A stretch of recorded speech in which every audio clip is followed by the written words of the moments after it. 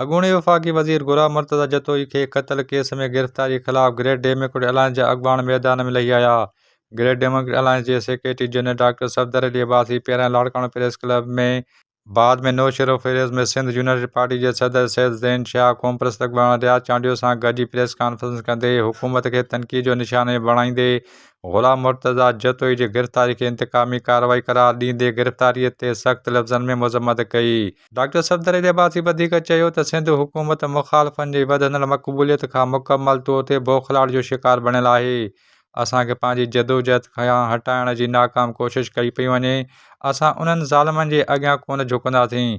जॾहिं त सैयद ज़ैन शाह चए त सॼी सिंध अंदरि मुख़ालिफ़नि खे इंतकामी कार्रवाइयुनि लाइ पुलिस खे इस्तेमालु कयो पियो वञे।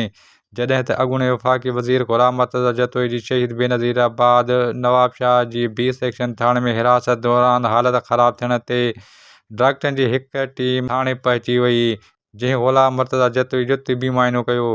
जॾहिं त SSP नौशहर फेरोज़ मलिक संगार जे मुताबिक़ सिक्योरिटी ख़र्चनि सबबि गुलाम मुर्तज़ा जतोई खे नवाब शाह थाणे मुंतक़िल कयो आहे। यादि रहे त 1 साल अॻु मोरो भरिसां बिलावल ज़रदारीअ खे क़त्ल कयो वियो हो, जंहिं जे क़त्ल जो केस मोहम्मद हाशिम ज़रदार जी फ़रियाद ते गुलाम मुर्तज़ा जतोई ख़िलाफ़ दाख़िल कयो वियो हो। मिर्ज़ा ख़ान ते गुज़िश्ता 1 साल खां वठी मुस्तक़िल जेको आहे सो हुन ते या इन ॻाल्हि जो पंहिंजो इन्हनि हथकंडनि जे ज़रिए हुननि खे टोड़ण जी कोशिशि कई थी वञे। हुननि जी सॼे ख़ानदान खे जेको आहे सो हिन सॼे अमल में इन्वॉल्व कयो आहे।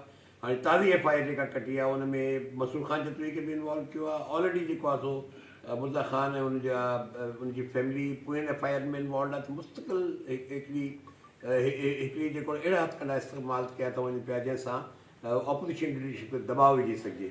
मौज़म ख़ान अब्बासी साहिबु हिते वेठो आहे, हुनजे पुट ते यानी हू नौजवान छोकिरो जंहिंजी अञा सियासत में एतिरी एंट्री बि कोन्हे का, अहिड़े क़िस्म जी FIR कई हुई जेका बोगस, जंहिंजो को बुनियादी कोन्हे। हाणे तहरीक शुरू थी आहे ख़ासि तौर ते इन कैनालनि जे मसइले ते, ख़ासि तौर ते जेके मुल्क में जेका सिंध में हिन महिल बदमनी आहे उन हवाले सां उन ते हिकिड़ो क्रैकडाउन करण जी कोशिशि कई थी वञे। पर मां पंहिंजी दोस्तनि सभिनी सां मुंहिंजी मुशावरत थी आहे, GD जी लीडरशिप सां बि मुशावरत थी आहे, जेके असांजा ॿिया इतिहादी दोस्त उन्हनि सां बि मुंहिंजी मुशावरत थी आहे।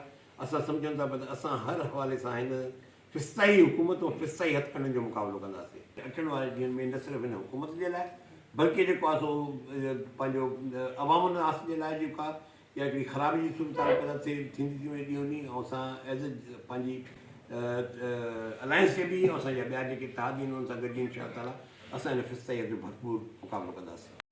Abdul Fatah Odho, A4 news, Larkana.